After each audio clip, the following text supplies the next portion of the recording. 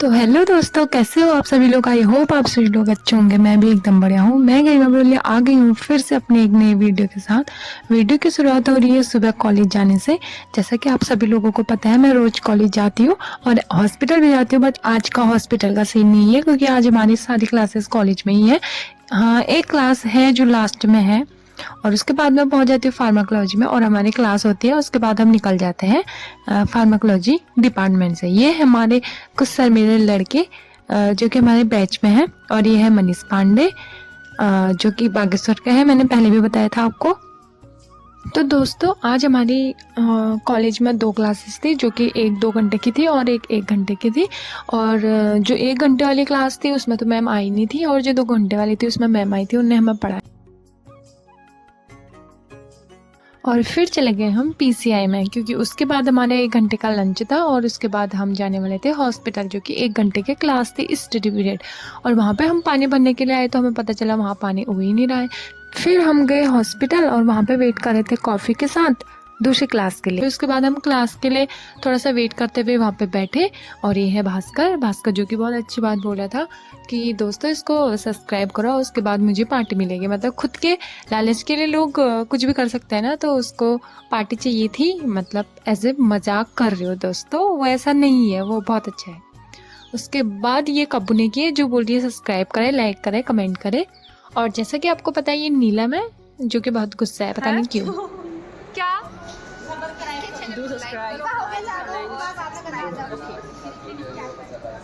हमसे पहले वहाँ हमारी सीनियर्स की क्लास हो रही थी और वो निकल रहे थे बाहर को, हम हमारे थे अंदर को। और ये है विवेक जो कि बोल रहे हैं कि मैंने आपको सब्सक्राइब भी किया है और मेरी वीडियो भी देखता है, मतलब ऐसा बोल रहा था वो। फिर उसके बाद आई ईमान से बोलती है मैं ऑल्सो। फिर उसके बाद क्लास का वेट करते हुए हम लोग वहाँ पे बैठे थे, जो कि मैंने आपको पहले ही बताया है। हमारी क्लास मतलब ऐसे होती है जब मैम लोगों को थोड़ा सा केसों से फुर्सत मिल जाती है, मतलब वो थोड़ी फ्री हो जाता है तो हमें पढ़ाने के लिए आता है। तो ऐसे ही हो रखा था, मैम अभी बिजी थी तो उनको 2 बार हम बुलाने के लिए चले गए थे। मतलब ऐसा होता है ना, कभी कभी उनके दिमाग से निकल जाता है कि वहाँ बच्चे वेट के लिए बैठे हैं करके, तो उनको बताना पड़ता है कि हम वहाँ बैठे हैं। इसलिए तो अभी थोड़ा सा बिजी शेड्यूल चल रखा है। और ये है दीपक राणा जो कि पता नहीं क्या बोल रहे हैं, मुझे खुद ही समझ में नहीं आया। और यहाँ पे नीलम कुछ गाना गा रही थी, उसकी आवाज़ नहीं आई इसलिए मैंने डाला नहीं। और दोस्तों आपको तो पता ही, इन लोगों को बिना लड़ाई के कभी चैन नहीं मिलता। 2-3 बार तो इनकी लड़ाई हो गई थी वहाँ पे। और ये है भावना, चंपा, भास्कर और प्रिया, ये सारे लोग वहाँ पे बैठे हैं। और कौन सा टेस्ट है? पता नहीं anaesthesia machine irregular heart rate का फॉर्मूला बता के इसको पढ़ो वाला भी भारत। तो दोस्तों इनकी लड़ाइयाँ तो कभी ख़त्म नहीं होने वाली है, लेकिन हमें उसी टाइम पता चला कि मैम हमारा टेस्ट लेने वाली है, वो भी एनेस्थीसिया के रिलेटेड। तो ये लोग तो कभी सीरियस नहीं होने वाले क्योंकि इनका तो सही है भाई, लड़ाई करते रहो, विटामिन सी की पूर्ति करते रहो। लेकिन हम लोगों को टेंशन हो रही है वो टेस्ट में क्या लिखेंगे क्योंकि पढ़ा वड़ा कुछ है नहीं। फिर उसके बाद इन लोगों के गप्पे सप्पे होने लगे थे लड़ाई के बाद, एक दूसरे को सहला रहे थे कि भाई लड़ाई करना बुरी बात है, क्योंकि ऐसे होता है दोस्ती में, पहले एक बार लड़ाई करो फिर उसके बाद सॉल्यूशन ढूंढो। दीपा सीधे बैठो। क्या नाम है आपका? डायरेक्ट आंसर, मुंह नहीं है बोलने के लिए। हाँ तो जवाब दीजिए, क्या नाम है आपका? ये आवाज तो मेरे कान में नहीं गई, उसके कान में कहाँ।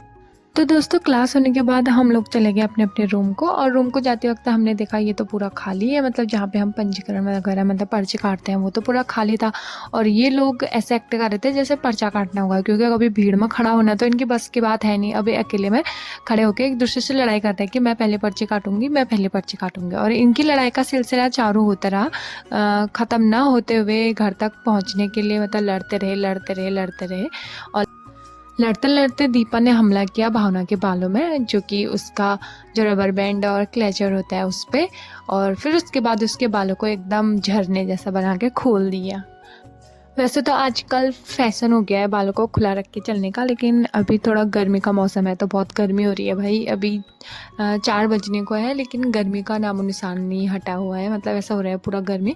और बदले का सिलसिला चालू होते हुए भावना ने भी दीपक के बालों को हाथ लगाया और उसके रबड़ को खोल के अपना बदला पूरा किया और फिर इसी के साथ हम चले गए अपने अपने घरों को। लेकिन इनकी लड़ाई ख़त्म होने वाली में से नहीं थी, क्योंकि ये दोनों एक दूसरे के कट्टर दुश्मन बन चुके थे। हाँ हाँ हाँ दोस्तों, ये मजाक तक, क्योंकि दुश्मन कोई कुछ नहीं होता है, कभी खुशी कभी गम तो चलता रहता है दोस्तों। फिर इनका प्यार वाला सिलसिला चालू हुआ और एक दूसरे को सहलाते हुए, पर दीपा के हाथ कहाँ रुकने वाले थे, उसने फिर से उसके बालों को झटका दिया और बदले की आग में थोड़ा सा घी डाल दिया।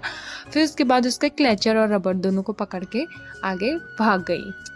तो दोस्तों आफ्टर ए लॉन्ग टाइम आज सुच्ची पहली बार, मतलब बहुत दिनों के बाद हमारे ब्लॉग में दिखेगी, जो कि फेस तो कभी दिखाती नहीं है। फिर उसके बाद हम लोग सब जाने लग गए आगे को, और दीपक को डर था कि भावना कहीं उसको माल न ले, इसलिए वो आगे आगे भाग रही थी। और सुचिता ये बोलना चाह रही है कि मेरे पास दो फ़ोन है, जो कि एक भावना का है एक उसी का है।